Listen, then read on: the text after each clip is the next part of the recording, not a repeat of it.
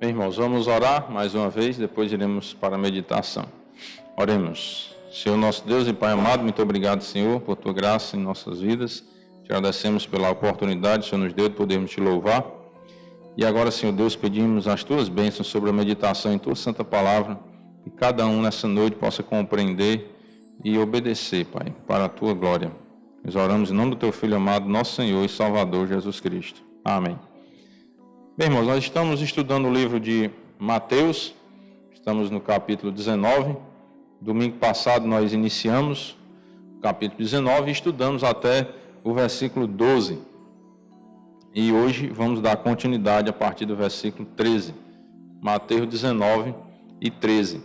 Nós vamos só ler novamente do versículo 1 até o 12, para que a igreja possa relembrar aí o que foi lido e assim ativar aí o gatilho de memória para pegar a linha de raciocínio do capítulo 19. Mateus 19, verso 1 diz o seguinte: E aconteceu que, concluindo Jesus estas palavras, deixou a Galileia e foi para o território da Judéia, além do Jordão. Seguiram-no muitas multidões e curou-as ali. Vieram a ele alguns fariseus e o experimentavam, perguntando: É lícito ao marido repudiar sua mulher por qualquer motivo? Então respondeu ele: Não tendes lido que o Criador, desde o princípio, os fez homem e mulher? E que disse: Por esta causa deixará o homem pai e mãe e se unirá à sua mulher, tornando-se os dois uma só carne? De modo que já não são mais dois, porém uma só carne. Portanto, o que Deus ajuntou, não separe o homem. Replicaram-lhe: Por que mandou então Moisés dar carta de divórcio e repudiar? Respondeu-lhe Jesus: Por causa da dureza do vosso coração é que Moisés vos permitiu repudiar vossa mulher. Entretanto, não foi assim desde o princípio. Se observa que eles estavam experimentando Jesus, tentando incriminá-lo por alguma palavra que eles dissessem que fosse contra a lei, alguma coisa do tipo, e eles pegam e dizem: Porque mandou Moisés dar carta de divórcio? Aí Jesus diz: Não, ele não mandou, ele permitiu. Aí, Moisés permitiu por causa da dureza do coração do ser humano, mas não foi assim desde o princípio. Essa não era a vontade de Deus. Certo? Moisés não mandou divorciar, ele permitiu por causa do pecado, que é a dureza do coração do homem, né, do ser humano.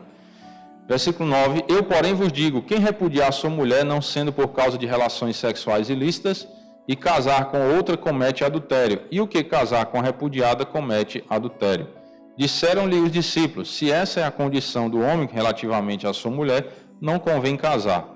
Jesus, porém, lhes respondeu: Nem todos são aptos para receber este conceito, mas apenas aqueles a quem é dado. Porque há eunucos de nascença, há outros a quem os homens fizeram tais, e há outros que a si mesmos se fizeram eunucos, por causa do reino dos céus. Quem é apto para o admitir, admita. Quem está apto para casar, case. Certo? Nem todos são aptos para casar, mas quem está apto, case. Então, em nenhum momento Deus proibiu o casamento ou mandou divorciar, né? Pelo contrário, ele quer que case, quem é apto para isso, case, e não era a vontade de Deus que o ser humano divorciasse. Versículo 13 diz o seguinte: Trouxeram-lhe então algumas crianças para que lhes impusessem as mãos e orassem, mas os discípulos os repreendiam. Aí os discípulos estavam ali sem entender o propósito daquele acontecimento. Não era à toa que essas crianças estavam chegando até o Senhor Jesus Cristo. Ele queria dar ali algum ensinamento. Mas os discípulos, como não tinham a mesma visão de Cristo, aquela visão espiritual no sentido do ministério dele, para o qual ele foi chamado nesse mundo, para salvar os pecadores, então eles estavam repreendendo as criancinhas. Mas Jesus, porém, disse: Deixai os pequeninos, não os embaraceis de vir a mim, porque dos tais é o reino dos céus. E tendo-lhes imposto as mãos, retirou-se dali. Então ele diz que dos pequeninos é o reino dos céus. O que Jesus quer ensinar aqui é o seguinte: aquelas crianças que não têm ainda a consciência de pecado, se elas morrerem, elas vão para o céu, certo? Não é que as crianças não têm pecado, como nós aprendemos às vezes, que quando a criança morre, ela é um anjinho, né? como se não tivesse pecado, mas a natureza humana é pecadora. O que é que Davi diz no Salmo 51? Vocês lembram? Isso, muito bem. É isso mesmo. Salmo 51:5. O que é que ele diz? Eu nasci na iniquidade, e em pecado me concebeu a minha mãe. Certo? Nós já nascemos pecadores. Então aquela criancinha que às vezes nós chamamos de anjinho, né? Ela é pecadora também. Certo? Ela nasce no pecado. Só que ela não comete o pecado com a consciência de pecado ainda. Qual a idade? Não sei. Cada um tem uma idade diferente para ter a consciência de pecado. Certo? Por que Jesus então diz que dos tais é o reino dos céus? Porque Deus, ele é justo, ele é misericordioso. Ele não vai deixar que uma pessoa vá para o inferno se ela não tem a consciência de pecado, do que é que está fazendo. Então Jesus vai lá e lava aquela pessoa com o seu sangue. Então a criança que não tem consciência de pecado, ela, quando morre, ela vai para o céu. Isso aqui é como aquele texto lá de Tessalonicenses, que traz um conforto e um consolo. Quando um pai ou uma mãe perde um filhinho pequenininho, recém-nascido, o que acontece com essa criança? Ela não tem consciência de pecado, vai para o céu. Assim como também acontece com as pessoas que têm deficiência mental, no sentido de não ter a consciência de pecado, certo? Porque hoje algumas pessoas atribuem alguma deficiência mental à questão dos transtornos, né? Do autismo, TDAH, TOD, e tem um bocado de sigla aí que atribuem hoje para as crianças. Não são esses tipos de criança. Que eu conheço alguns autistas que têm muita consciência de pecado, do que é certo e do que é errado. Que eu trabalho em escola e lá nós temos alunos autistas com TDAH, com laudo de TOD e tudo mais, né? Mas eles têm consciência do que é certo e do que é errado. Certo? Não estou dizendo todos, mas os que eu conheço lá da escola, todos os que estudam lá têm consciência do que é certo e do que é errado. Então, quando a gente fala que a deficiência mental, não estamos falando desses transtornos que tem hoje, vários diagnósticos. São aquelas pessoas que realmente não têm a consciência de nada. Vocês já conheceram algum deficiente mental assim? Que ficam só como se estivesse vegetando. Eles não têm consciência do que estão fazendo, do dia a dia, nada. Não tem vida, eles apenas estão vegetando, né? Então, essas pessoas que têm essa deficiência mental, que não têm a consciência de pecado, também quando morrem, elas vão para o céu. Mesmo sem nunca ter declarado uma fé em Cristo, até porque eles não têm a consciência disso. Então, Deus, pela sua graça e a sua misericórdia, Ele salva essas pessoas também. E aí, só para dar esse entendimento, para que a gente possa ficar tranquilo com relação a essas pessoas, não ficar apreensivo, será que foi para o céu, será que não foi? Se encaixar nesses dois casos, né, da criancinha sem consciência de pecado e o deficiente mental, elas vão para o céu, porque Deus é maravilhoso e é rico em perdoar, e Ele também morreu pelos pecados que essas pessoas cometeriam. Versículo 16 diz: E eis que alguém, aproximando-se, lhe perguntou: Mestre, que farei eu de bom para alcançar a vida eterna? Observe um detalhe. Como foi que esse jovem rico chamou Jesus? Mestre, não foi Senhor. E faz toda a diferença. Isso quer dizer o quê? Que esse jovem rico, ele não reconhecia Jesus como o Senhor, como o Salvador. Ele foi procurar Jesus não porque reconhecia Jesus como o Filho de Deus que tinha vindo salvar a humanidade. Ele reconhecia Jesus como um mestre, uma pessoa dedicada a Deus, que tinha a vida eterna, que era salvo. E esse jovem rico queria o conselho desse mestre, o que ele poderia fazer para também ter essa vida eterna, para ter a salvação. Essa é a diferença. Por que esse jovem não chamou Jesus de Senhor? Porque ele não acreditava que Jesus era o Senhor, mas simplesmente um mestre, né, que podia ensinar o caminho da salvação. E aí ele diz: que farei eu de bom para alcançar a vida eterna? Você observa que o jovem rico, ele estava pensando que a salvação era por méritos próprios. ele achava que tinha ou podia fazer alguma coisa para alcançar essa vida eterna. Que farei eu de bom? Como se ele fosse o autor da salvação dele. E não é. Nós sabemos claramente que não é. Então Jesus vai lá e responde: por que me perguntas acerca do que é bom? Bom só existe um. Se queres, porém, entrar na vida, guarda os mandamentos. E aqui Jesus não está ensinando a salvação por obras. Jesus não está dizendo, se você guardar os mandamentos, você vai ser salvo. Você quer ser bom? Guarde os mandamentos. Ele diz, bom só existe um. Ele diz, que farei eu de bom? Versículo 16. Que farei eu de bom? Quer fazer alguma coisa boa? Guarde os mandamentos.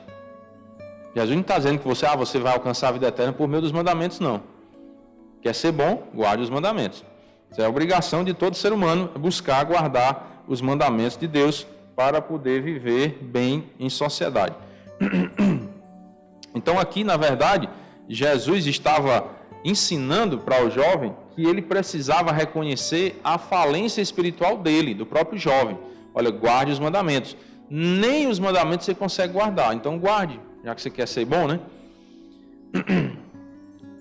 E também Jesus estava ensinando que o padrão de Deus ele é muito alto para que o ser humano possa cumprir e ser recompensado com a salvação. Os mandamentos nós aprendemos quando criança que são quantos? 10. Mas existem 613. Até para decorar é difícil. A gente não consegue cumprir nem os 613, nem os 10 e nem o primeiro mandamento. Qual é o primeiro mandamento? Amar a Deus sobre todas as coisas, né? Nem esse a gente consegue guardar. Sabia disso? Não, irmão, eu guardo. Duvido. Porque a gente não ama a Deus sobre todas as coisas. A gente deixa de fazer a vontade de Deus por qualquer outra coisa. Quer ver? Deu uma dor de cabeça, ver se a gente vem ao culto. Né? Irmão, rapaz, senti sua falta, se não for o culto, rapaz, estava com a dor de cabeça medonha. Rapaz, porque lá em casa tinha um parente que eu não via há 15 anos, pai, veio me visitar e não deu para ir. Ele não quis ir para a igreja, aí eu tive que ficar lá fazendo sala para ele, né? Pai, tinha um aniversário, na hora do culto, aí eu tive que ir para o aniversário, amigo meu desde a infância e tal, me convidou. E por aí vai, né? A gente deixa de servir a Deus por vários motivos. E aqui eu não estou julgando ninguém não, irmãos. Eu estou citando exemplos de coisas que acontecem com cada um de nós, inclusive comigo também. Aqui eu estou trazendo uma reflexão para mostrar que nós somos incapazes de guardar os mandamentos a tal ponto de ser recompensado com a salvação. Nós não conseguimos. Então, Jesus está mostrando para esse jovem rico, olha, o padrão é muito alto para você alcançar a vida eterna. Por si só, guarde pelo menos o mandamento. Aí o jovem vai e responde, né? Com uma pergunta. E ele lhe perguntou, quais mandamentos? Aí Jesus vai lá e responde, não matarás, não adulterarás, não furtarás, não dirás falso testemunho, honra teu pai e tua mãe, amarás o teu próximo como a ti mesmo. Será que Jesus estava ensinando salvação por obra? Se o jovem guardasse esses mandamentos, ele seria salvo? Sim ou não? Hã? Estão com medo, é? Nós não estamos na Inquisição, não. Não, irmão, não seria salvo, não. Porque Jesus vem falando, quer ser bom, faça o quê? Guarde os mandamentos. Quais? Ele cita os mandamentos. Você quer mostrar a sua bondade? Guarde esses mandamentos aí. Mostrar a bondade, não ser salvo por eles. Jesus não está dizendo que se ele guardasse esses mandamentos, ele seria salvo, não. Era para ver se ele era pelo menos bom. Aí o jovem, não. Tudo isso eu tenho observado. Quem me falta ainda? Observe. Jesus estava dando uma oportunidade para esse jovem rico se arrepender e dizer, realmente eu não consigo guardar esses mandamentos. Mas o jovem rico, ele foi prepotente. Não, eu tenho observado isso aí tudo. Guarde todos esses mandamentos. Jesus em nenhum momento disse que a salvação era por obras. Em nenhum momento Jesus disse que se guardasse esses mandamentos seria salvo. Mas o jovem rico, na mente dele, estava imaginando isso. Era ou não era? Porque qual era a curiosidade dele? Que faria eu de bom para alcançar a vida eterna. O jovem rico queria a receita, o segredo, a fórmula para entrar no céu. E aí Jesus pega e faz esse palavreado, né? Falando da questão da bondade, e o jovem rico está lá pensando que se fizesse isso aqui, era o caminho para alcançar a vida eterna. Só que, preste atenção, o que é que o jovem rico diz no final desse versículo? Uma pergunta. Qual pergunta? Eu ainda estou vazio. O que é que me falta? Eu já tenho guardado esses mandamentos, mas eu sinto que não sou salvo. Então, o próprio jovem rico deixa claro que a salvação não é por obras. Entenderam isso? Ele, com a consciência que guardava esses mandamentos, declara e assume que não era salvo, pelo simples fato de guardar esses mandamentos. Entenderam? Então, não só Jesus fala que a salvação não é por obras, não só Paulo ou os outros apóstolos, mas o próprio perdido reconheceu que não era salvo por obras, que ainda havia um vazio dentro dele, que algo ainda precisava ser feito. Ele só não tinha a consciência que não era ele que iria fazer isso, não era ele que tinha o poder de fazer isso que faltava. O que faltava era o sacrifício de Cristo na vida dele, e ele não ia conseguir realizar o sacrifício de Cristo. Irmãos, a Bíblia deixa bem claro que a salvação não é por obras. Não é por obras. O próprio jovem perdido admite isso. O que me falta ainda? Eu sou obediente. Segundo ele está dizendo, ninguém sabe, né? Mas ele está dizendo, eu guardo esses mandamentos, eu sou uma pessoa boa. O que é que me falta? Ser bom não é suficiente para entrar no céu. Parece contraditório, não parece? Mas não é. Porque o inferno está cheio de gente boa. De pessoas que se acham boas, entenderam? Não que elas são boas no padrão de Deus, mas pessoas que se acham boas aos seus próprios olhos. O inferno está cheio. Porque as pessoas se acham tão boas que não reconhecem Jesus como Senhor, somente como mestre, ou alguém importante da história, ou até como ninguém importante, como alguém que não tem importância alguma, como alguns acham isso, mas são pessoas boas para a sociedade. São pessoas que fazem caridade, pessoas que ajudam o próximo, mas não vão para o céu. Não vão por quê? Porque Deus diz que não vão, porque se não crê, sobre ele permanece a ira de Deus. E o próprio jovem rico, um perdido, está deixando isso bem claro. Guardar os mandamentos não é suficiente para salvar.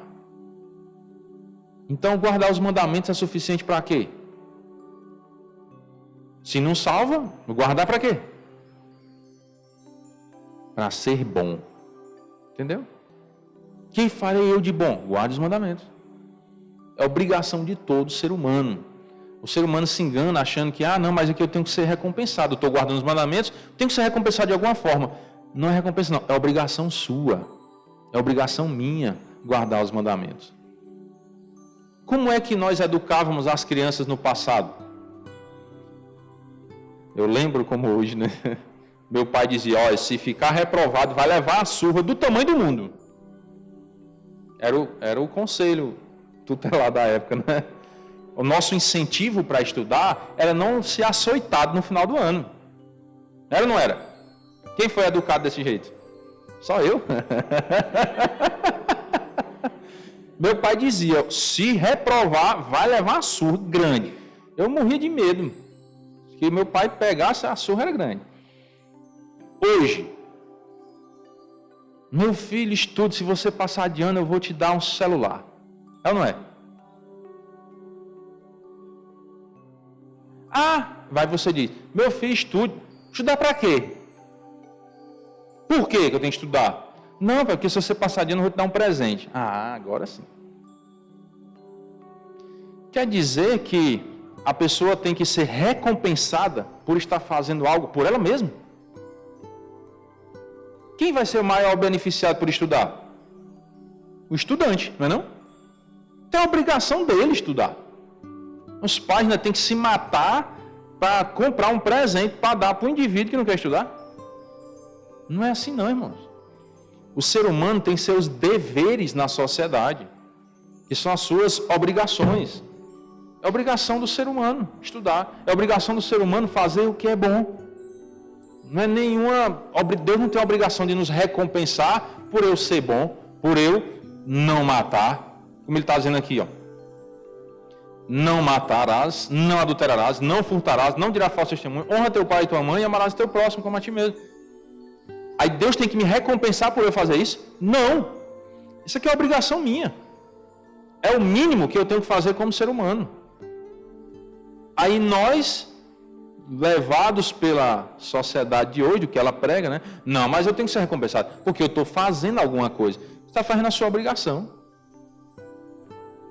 Pode parecer duro, mas é a realidade. Entenderam? Às vezes lá na escola, né, quando tem algum menino que eu digo, vai para a secretaria, está desobedecendo a professora e às vezes não quer nem para a secretaria quando a professora manda. Aí a professora vai e me chama.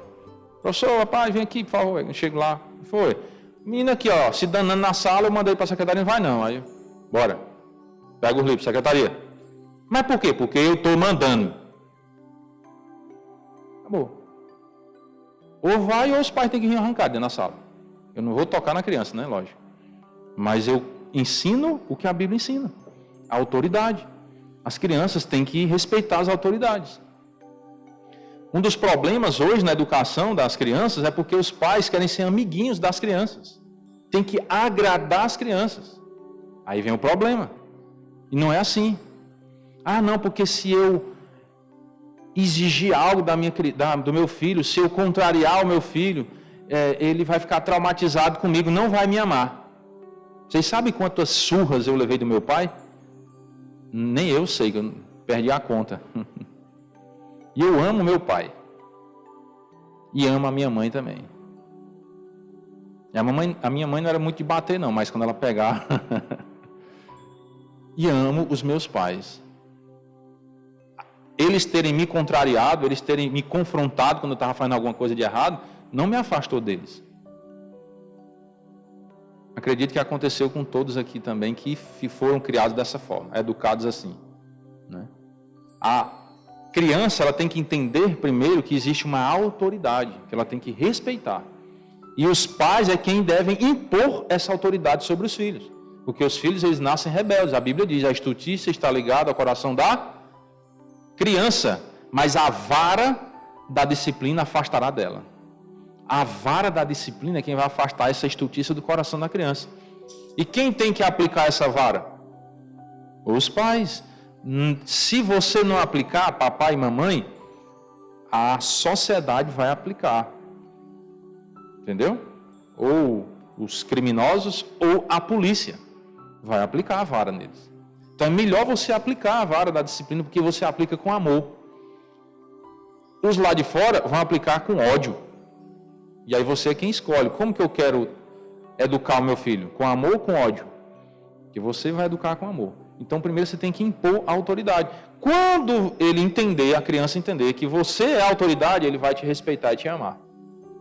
E lá na frente ele vai reconhecer que você fez o melhor. Então não se iluda com a psicologia moderna com relação à educação de filhos. A melhor psicologia para educar os filhos está na Bíblia. Está lá. Bem explicadinho. Então, muito cuidado com isso. Certo? Então, Deus não tem a obrigação de nos recompensar com a salvação por eu cumprir os mandamentos. É a minha obrigação. É cumprir os mandamentos mesmo. E não ser recompensado por isso, não. Cristo foi lá, realizou o sacrifício na cruz, ressuscitou ao terceiro dia e conquistou para nós a salvação. Eu vou lá, confio nele, ele me dá a salvação, pela graça dele, sem nenhum mérito meu. Foi ele quem fez tudo. É isso que as pessoas precisam entender, e é isso que o jovem rico não estava entendendo. É tanto que ele disse, eu guardo os mandamentos, mas o que é que me falta? Eu não me sinto salvo por guardar os mandamentos. Isso está bem claro aqui, certo? Versículo 21 ele diz, disse-lhe Jesus, se queres ser perfeito, qual o padrão de Deus para a salvação? Quem consegue? Só Cristo conseguiu esse padrão, a perfeição, né? Viver sem pecar. Aí ele diz, vai, vende os teus bens, dá aos pobres, terá um tesouro no céu, depois vem e segue-me. Você quer a perfeição? Seja caridoso, né? Pratique obras de caridade, porque aí, por meio da caridade, você vai para o céu. É assim? Não. Jesus estava mostrando para o jovem a barreira que impedia ele de alcançar a salvação. Como é que ele ia alcançar a salvação? Está no final. Ó. Vem e segue-me. Seguir Jesus era o meio pelo qual ele iria alcançar a salvação. Mas existia uma barreira que estava impedindo esse jovem de fazer isso. O que era? Os teus bens. A avareza, o apego demasiado ao dinheiro. Jesus sabia disso. Jesus é Deus, sabe todas as coisas. Então, o apego daquele jovem às riquezas, aos bens materiais, estava impedindo ele de alcançar a salvação, de alcançar essa perfeição por meio de Cristo. E aí Jesus vem aqui e joga na cara dele, no sentido de, olha, está aqui, ó, vou desvendar para você o que está te impedindo de ser salvo. O que está causando esse vazio na sua vida, que mesmo guardando os mandamentos, você está sentindo falta de alguma coisa. E o que está fazendo você sentir falta é a avareza, o apego aos seus bens. Então, primeiro você precisa se desapegar dos bens materiais. Aí o que é que o jovem faz? Tendo, porém, o jovem ouvido esta palavra, retirou-se, triste, por ser dono de muitas propriedades. O versículo 22 revela essa barreira que o jovem tinha. Por isso que ele tinha esse vazio. O que me falta ainda? Falta você seguir a Cristo. E para seguir a Cristo, você tem que quebrar as barreiras que te impedem de segui-lo. E aí, cada um tem a sua barreira. Às vezes são os bens materiais, às vezes é uma religião, às vezes a própria família, né? Os parentes, às vezes o orgulho, ou várias outras coisas que poderíamos citar. Mas enquanto essas barreiras não são quebradas, nós ficamos como esse jovem. O que me falta ainda? Eu sou uma pessoa boa, né? Vou à igreja, ajudo os necessitados, né? Sou uma pessoa caridosa, mas eu sinto que ainda não falta alguma coisa. Todos aqueles que já creram em Cristo já passaram por isso, acredito eu, né? De você estar buscando a salvação, mas você percebe que está um vazio, que você está ali tentando, mas você não sente aquela paz que é salvo. Comigo foi assim. Eu ia para as igrejas, ouvia e tal, mas sentia que, rapaz, não está certo. Tem uma coisa que ainda está faltando. Quando eu leio essa passagem, essa declaração desse jovem, o que me falta ainda? Eu lembro de mim, né? Eu era assim, não rico, né? Mas um vazio que existia dentro de mim ainda, de tentar alcançar essa salvação, mas faltava. Até que Cristo se revelou para mim e me encontrou, né? Porque eu que estava perdido, não foi eu que achei ele. Ele me achou. E abriu os meus olhos, né? Para enxergar que existiam essas barreiras que me impediam de seguir a Cristo. E aí entreguei minha vida a Cristo e pela graça sou salvo. Não por meus méritos, não por guardar os mandamentos, mas pela graça dele. Ele nos salva. Então o versículo 2 revelou essa barreira do jovem, né, de ser apegado ao dinheiro a tal ponto de não querer seguir a Cristo. E como ele não conseguiu vencer essa barreira, ele retirou-se. Versículo 23, então disse Jesus a seus discípulos, em verdade vos digo que um rico dificilmente entrará no reino dos céus. E ainda vos digo que é mais fácil passar um camelo pelo fundo de uma agulha do que entrar um rico no reino de Deus. E Jesus aqui não está dizendo que a pessoa ser rica impede ela de entrar. É o apego às coisas materiais. Por isso que Jesus disse lá ao jovem, vai e vende os teus bens. Para mostrar que ele tinha que estar desapegado. Não que literalmente ele teria que vender. Vocês lembram de Abraão? Quando Deus disse para ele sacrificar Isaac? Lembram? O que era aquilo? Também uma prova de fé. Aí Abraão disse o quê? Não, senhor, eu vou matar meu filho, você está doido, meu filho? O senhor não disse que era o filho da promessa? Como é que eu vou matar ele? Abraão fez assim? Não. O senhor mandou matar? Tá bom, vou lá. Quando chegou que o menino já estava lá, com a lenha e tudo, cutelo na mão, Deus deixou ele realizar o sacrifício? Não. Era uma prova de fé. Era isso aqui, ó. Mesma coisa. Era uma prova de fé. Lá, Abraão foi aprovado. Ele provou que tinha fé em Deus. Porque ele sabia que se Deus prometeu, então ele vai ressuscitar. Eu vou matar e Deus vai ressuscitar. Eu vou voltar com o menino. Para Deus não há impossíveis. Mas o jovem rico não tinha essa fé. Então ele não foi aprovado, né? Não é o fato de ser rico que impede a pessoa de ir para o céu. É o fato de ter barreiras no seu coração que te impedem de seguir a Cristo. Isso sim. Essas barreiras nos impedem de declarar uma fé em Cristo e de seguir os passos do Senhor Jesus Cristo. Então, se a pessoa não vencer essa barreira, se um rico não vencer a avareza, dificilmente ele vai entrar no reino dos céus. Dificilmente. Porque ele dificilmente vai confiar em Cristo para a salvação. Ele vai ficar confiando em quê? Nas riquezas dele. Achando que o dinheiro pode comprar tudo. E não pode. E não compra. Não compra nem a saúde. Imagine um pedaço de terra no céu, né? Nem a saúde o dinheiro pode comprar. Faz só um paliativo. Mas na hora que a morte diz assim, venha, pode ter a riqueza do mundo inteiro, não resolve, né?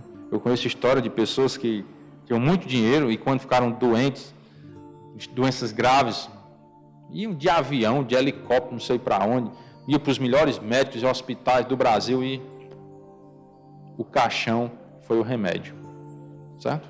Então não se iluda achando que as riquezas, bens materiais vão resolver o seu problema. Não resolve. A Bíblia diz, se o Senhor não guardar a casa, em vão vigia a sentinela. Então você tem que confiar em Deus. Senão tudo é vão. Tudo perde o sentido se você não entregar a sua vida a Deus e confiar nele. Então o foco aqui era mostrar a incapacidade humana de ser salvo pelos seus próprios méritos. É mais fácil passar um camelo pelo fundo de uma agulha do que entrar um rico no reino dos céus, mostrando a incapacidade do ser humano de ser salvo por si mesmo, sozinho, não consegue. Versículo 25, ouvindo isto, os discípulos ficaram grandemente maravilhados e disseram, peraí, se um rico, segundo a cultura deles, lá dos judeus, a pessoa já era rica porque era abençoada por Deus, então provavelmente era salva, era a cultura deles lá, eles acreditavam nisso. Quando ouvir isso aqui, dificilmente um rico vai entrar no reino dos céus. Então, rapaz, peraí, então não entendi foi nada, né? Quem pode ser salvo então? E o que Jesus diz? Jesus, fitando neles o olhar, e aí eu penso que como se Jesus quisesse assim comunicar algo bem sério. Quando você vai falar assim para uma pessoa, algo bem sério, que você olha dentro dos olhos e fala... Jesus, fitando neles o olhar, disse-lhes, isto é impossível aos homens. Ficou claro? É como se Jesus quisesse dizer isso. Ficou claro? Entenderam agora? É impossível aos homens. Mas, para Deus, não. E para Deus tudo é possível. A gente às vezes usa esse versículo fora de contexto para muitas coisas, né? Não, faz isso aqui, porque para Deus tudo é possível, né? Não, peraí, o contexto aqui é salvação. O contexto é salvação. Deus pode salvar, porque Ele pode fazer tudo. Para Deus tudo é possível. Não estou dizendo que a gente não pode usar esse versículo para algumas coisas, né? Aplicando esse versículo, essa parte do versículo, né? Para Deus tudo é possível para Deus, beleza. Ele pode todas as coisas, Ele é todo poderoso. Mas no contexto está falando da salvação. Os discípulos estão perguntando, quem é que pode ser salvo? Aquele que crê em Deus. Porque só Deus pode salvar. Somente a graça divina pode salvar. Mais ninguém. Nenhum ser humano pode se salvar. E você, depois de salvo, você não pode salvar ninguém. ou alguém. Você não pode salvar um parente, não pode. A redenção de uma alma, ela é caríssima. E o que dará o homem em troca da sua alma? Você não pode comprar a salvação. Você não pode salvar outra pessoa, porque a salvação ela é caríssima, ela custou o sangue do Filho de Deus. Como que você pode oferecer isso por alguém? Você não pode. Somente Cristo pode fazer isso. Então o máximo que você pode fazer é ensinar o caminho para alguém. Olha, Jesus é o caminho, a verdade e a vida, e ninguém vai ao Pai se não for por Ele. Você não pode ser salvo se não for por Cristo. Não há salvação em nenhum outro, porque abaixo do céu não existe nenhum outro nome dado entre os homens pelo qual importa que sejamos salvos. Somente o nome de Cristo é que pode nos salvar. E aí, versículo 27, então lhe falou Pedro, eis que nós tudo deixamos e te seguimos, que será por de nós? Nós abandonamos tudo, Senhor, para te seguir, e agora? Aí Jesus diz, em verdade vos digo que vós, os que me seguistes, quando na regeneração o Filho do Homem se assentar no trono da sua glória, e Jesus vai reinar, não vai? Em que período? No reino milenar, é ou não é? No milênio, ele vai reinar sobre as nações. E aí, quando houver essa regeneração, que o Filho do Homem, Cristo, se assentar no trono da sua glória, também vos assentareis em 12 tronos, para julgar as 12 tribos de Israel. Então, nesse reinado de Cristo, onde eles estarão? Reinando com Cristo. Não se preocupe, com outras palavras, para ficar mais claro, né? Jesus está querendo dizer o quê? Não se preocupe. Você deixou tudo e me seguiu? Não se preocupe, você vai ser recompensado. Primeiro com a salvação e depois com os galardões. Não se preocupe, fique tranquilo. E todo aquele que tiver deixado casas, ou irmãos, ou irmãs, ou pai, ou mãe, ou mulher, ou filhos, ou campos, por causa do meu nome, receberá muitas vezes mais e herdará a vida eterna. Não está dizendo que você tem que abandonar a família. Está dizendo que você tem que quebrar essas barreiras. O jovem rico não tinha a barreira da avareza? Outros têm a barreira da família. Está aqui, ó. Ou campos, ó, propriedades. Tem que quebrar essas barreiras. Está disposto a deixar tudo, se for preciso, para seguir a Cristo. E aí você vai herdar a vida eterna. Porém, muitos primeiros serão últimos e os últimos primeiros. Todos são iguais com relação à salvação. Todos aqueles que crerem em Cristo terão a vida eterna. Não tem ninguém maior do que ninguém nesse quesito de salvação. Porque o método é o mesmo, o meio para salvar é o mesmo para todos.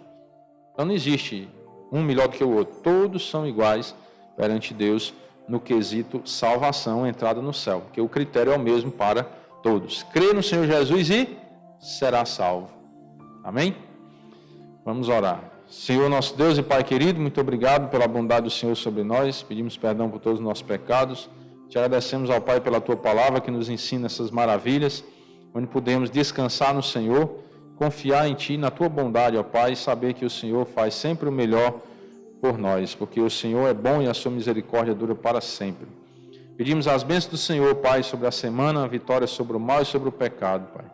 Pedimos, ó Pai, que a cada dia possamos nos consagrar mais a Ti e glorificar o Teu santo nome. Nós oramos agradecidos em nome do Teu Filho amado, nosso Senhor e Salvador Jesus Cristo. Amém. Uma boa noite, irmãos, e até a próxima semana, Deus quiser. Lembrando que tem chá, tá bom?